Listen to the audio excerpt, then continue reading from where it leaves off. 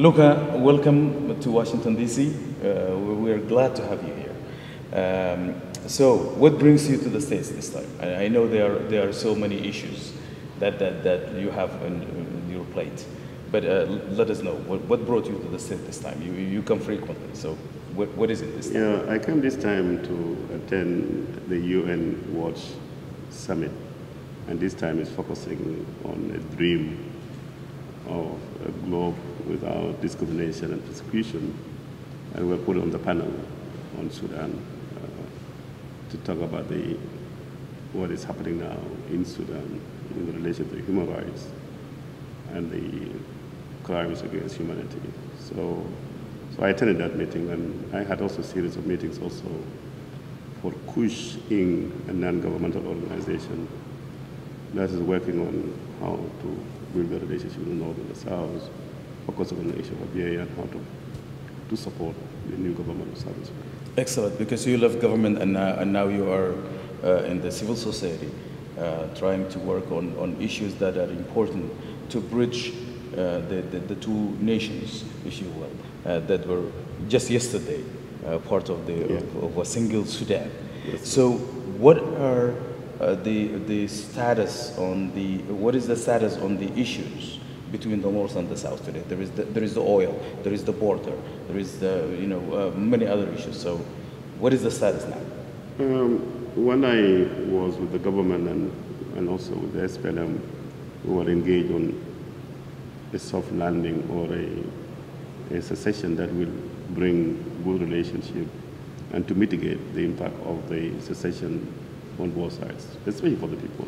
Right. And that's why the two parties were engaged on issues of citizenship, because that's the issue that could affect a normal Sudanese citizen.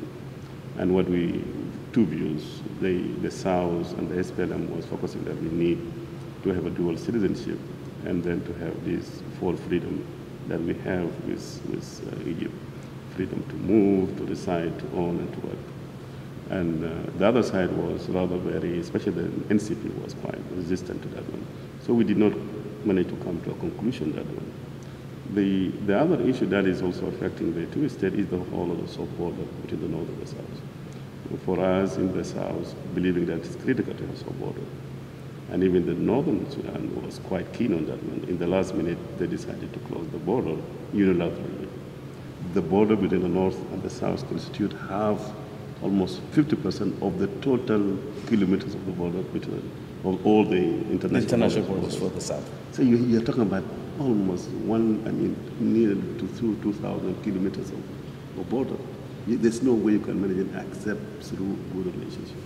As important as these issues are, one issue in particular for me is amazing. It baffles me to see that there are ministers in this government now in Khartoum who have nationalities and carry passports of other nations where they were not born, were not raised, they have no even relatives in these places. But you, Luka Biong, my former colleague and my friend for all these years, you were born and raised in Abyei, you went to Khartoum High School, you came to the University of Khartoum where we met and we've been together since. And somebody comes to tell me that Luka is no longer a Sudanese. We don't agree to give him dual citizenship. It is insulting to me as a Sudanese to hear that. So this is an emotional issue for a lot of people. And we could have had a dual citizenship where that is going to be a source of strength for all the Sudanese when we have Northerners with all their experience in government and in business and all that working in the South, and the people of the South working in the North, hundreds of thousands of them.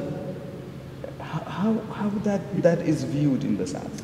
You know, these are some of the things I feel that one exposed the NCP in a very ugly way. You remember when I was with the Minister of Information when he talked about even an injection not to be given today. Right.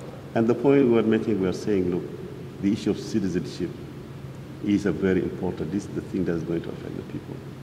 Let the people choose. Right. And the same thing, we in the SPLM, we mobilize all the people of the Sudan to come and fight the war of liberation. There's no way we can come and say, with the secession of the South, yes, you go. We said give them a chance, an option to choose. Second, even if they choose, whatever they want to choose, the issue of dual citizenship, even if they choose, let us maintain these fundamental rights. The fourth thing I am saying. Right. And especially the right to move. Yes. Because we are talking about not less than 12. And to own. And to There own. are 70,000 people who own houses in Khartoum. In Khartoum, they made a survey. Actually, the people in Khartoum, about 1 million. The people owning fixed asset houses, 167,000 houses. How you deal And with imagine, that? even in the oil sector, the people, the engineers who are there, only from the northern Sudan. And we're saying this critical, it is for the benefit of the north. And I think what is happening, NCP was looking at it from the different perspective. Right. They said now this is a process to purify, to filter the northern Sudan. So it will be remaining only Muslims and only Arabs. And they don't want, and someone was telling me, one of the ministers was saying, look, don't tell me about this. If you want to have the South with your own people. We don't want another person to come and talk to us afterwards that we are second citizen or third class citizen. What about these people who've been there since the beginning of time? What about this, the civilization of Kush, this is the name of your organization, that have been there for 7,000 years? What about those rivers of blood that run in this country to make Sudan what the Sudan that we see today? I mean, it's always wonderful to have you here. And there are so many issues that we are going to discuss along the way. So we really appreciate that you're coming for this quick interview. And I promise we will continue this, and in your next trip very soon, inshallah. Omer, let me tell you, the issue of relationship with the North and the South, yes, is fundamental, and nobody can even tamper with it. I think how whether in the North or in the South. And I think whoever is going to look differently about how to nurture this relationship is doomed to fail. I think what is happening in Northern Sudan or in the Khartoum today should not let us to lose sight for tomorrow. Yes. I think tomorrow it is our responsibility to build good, stronger relationship with the North and the South. And this, some of us, especially in Kush, this is what we want to promote and to nurture. Luka, through the years, you've always been the man of wisdom and few words, but they are deep and profound. Thank you very much for being here. Take care. Okay.